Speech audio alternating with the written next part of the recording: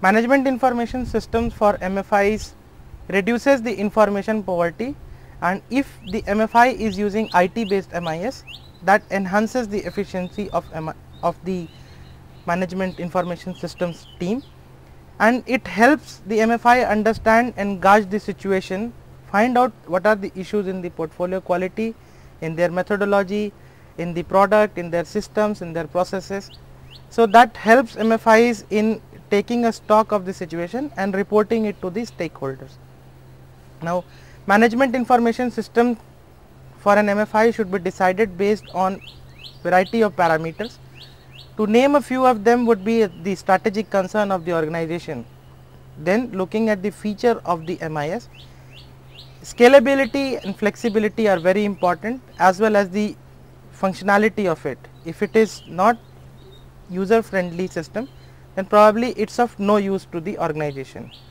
They will have to also think about the pricing implications of this MIS, and also have to think what technology they are going to use. Will this technology be useful for in the future?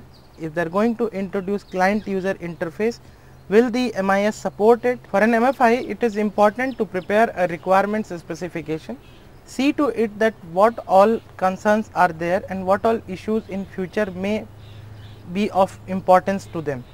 Based on this software requirement specification, they should actually evaluate all the vendors who are there in the market, and also decide whether they want to make their own software or to buy a software.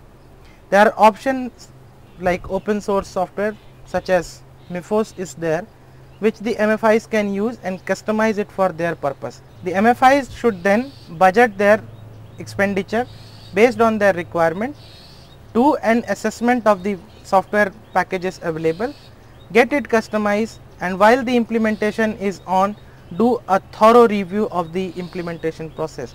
The process of implementation may be extended for 2 to 3 years.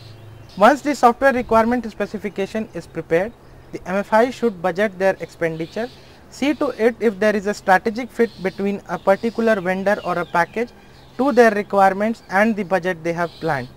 If they are through this exercise and they have found a strategic partner, they should go ahead and implement the software.